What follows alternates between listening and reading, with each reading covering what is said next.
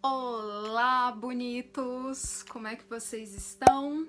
Eu espero que vocês estejam bem. E hoje eu vou falar de um livro que eu realmente fiquei assim impactada. Eu fiquei desnorteada depois de ler esse livro. Eu não conhecia esse autor. Eu tô falando do Rafael Montes, Uma Mulher no Escuro. E eu não conhecia esse autor, eu nunca li nada dele.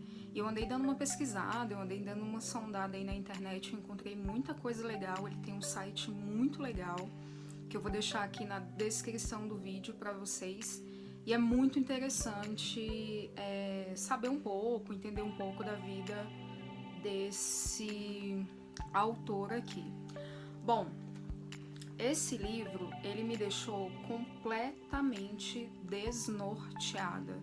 Ele me deixou completamente no chão, assim, porque as coisas que acontecem aqui são medonhas. Eu conheci esse livro através do canal da Bel Rodrigues, ela fez uma resenha desse livro no canal dela, e eu falei assim, não, eu preciso ler, e aí eu comprei o livro, e eu li ele muito rápido. Ele é um livro curto, ele tem 254 páginas, é muito pouco, assim, você lê ele rapidinho.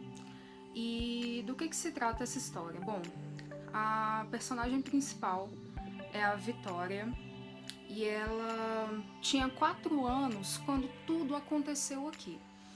Então a Vitória, ela... no dia do aniversário, no dia da festa dela de 4 anos, a família dela toda foi assassinada. Então, nas primeiras páginas do livro, a gente já fica sabendo disso, e a gente percebe que ela, por algum motivo, né, a gente ficou sabendo que por algum motivo ela foi poupada. E aí, por que ela foi poupada? Né? A gente fica com essa pulga atrás da orelha. Então, ela tem 4 anos. Foi na noite do aniversário dela, então teve a festinha de aniversário dela. Ela descreve como é que foi a festa. Ela correu bastante, ela brincou bastante, ela dançou tiquititas com as amigas.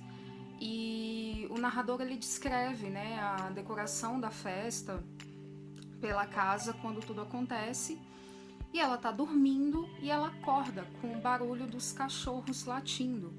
E ela não entende o que tá acontecendo, ela acorda assim meio desorientada, e ela acha um absurdo o irmão dela não ter acordado ainda. Então ela vai e fica com aquilo na cabeça. E quando ela se dá conta, ela vê que o irmão dela acordou, e o irmão dela vai até o quarto dela e chama ela pro quarto dele, e ele vira pra ela e fala assim, olha, fica embaixo da cama, fica escondida embaixo da cama. E ela obedece. E aí ele sai e ele acaba sendo assassinado também. Ela vê o irmão dela sendo assassinado e ela consegue fugir e correr. Quando ela chega nas escadas, ela percebe os corpos do pai e da mãe dela. Ela dá um grito e a mãe dela ainda estava viva, e a mãe dela vira para ela e fala assim, corra. Ela corre, ela chega até o telefone. O único número de telefone que ela lembrava era o da tia Emília, e ela liga pra tia Emília e ela fala, tia Emília, me ajuda. E aí o assassino consegue pegar ela, né, e ele dá algumas facadas na perna dela e ela acaba desmaiando. Então aí a história começa dessa forma. E é muito interessante porque a gente vai ver agora, de agora em diante, uma Vitória completamente diferente. Ela não teve, né, infância, então ela acaba indo pro hospital. A mídia ficou em cima dela, ficou em cima do caso, então ela não conseguiu ter uma infância normal como qualquer outra criança. Ela teve muita dificuldade de relacionamento na escola, com amigos e tudo mais. Ela tirava ali a média para passar, mas ela não conseguiu, assim, ter uma vida boa, ela não conseguiu desenvolver uma vida legal por conta dessa situação toda. E aí, a Vitória, ela não tem amigos, né? Praticamente ninguém. Ela tem um único amigo, que é o Arroz. Até então a gente não sabe o nome dele, a gente não sabe de onde esse menino veio, a gente não sabe quem ele é. Ela trabalha num café. Então a gente ouve falar do chefe dela, né? A gente escuta falar do chefe desse café. A gente escuta falar também de um escritor que frequenta esse café todos os dias, no mesmo horário, para escrever um livro. Então ela acaba se aproximando dele de certa forma. Então ela tem a tia Emília, que é a pessoa que criou ela, que cuidou dela, e a tia Emília combinou com ela dela ficar assim numa casa de repouso para que a Vitória possa trabalhar em paz, não tenha que se preocupar em cuidar dela, porque ela já tá numa idade mais avançada e tudo mais. E ela tem um psiquiatra. Então são essas pessoas que rondam a vida da Vitória. Então tem o Arroz, tem o psiquiatra, tem o escritor e tem a tia Emília. São pouquíssimos personagens que são apresentados nessa história e a gente consegue compreender esses personagens a fundo, a gente consegue entender quem são essas pessoas. Eu confesso que eu, Aline, cada momento do livro eu desconfiava de alguém. Então, em um dado momento eu desconfiei do Arroz, em um outro dado momento eu desconfiei do escritor, em um outro dado momento eu desconfiei do psiquiatra.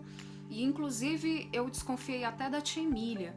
Porque, assim, você vai lendo e você vai descobrindo coisas ao longo da história, coisas são jogadas, informações são colocadas ao longo da história, que você vai ficando bem chocado e você entende por que ela tem tanta dificuldade em se abrir, em se relacionar com outras pessoas. E aí, um belo dia, ela chega no apartamento dela e ela encontra pichado na parede "Vamos brincar". Então, o assassino ele tem essa característica, porque quando ele matou a família dela, ele pichou a cara dos familiares dela de preto, né? Ele utiliza um spray preto que é o que está representado aqui na capa do livro, e ele utiliza esse spray, e a gente lê em um dado momento aqui do livro que quando você picha a cara de uma pessoa morta, é muito humilhante para aquela pessoa.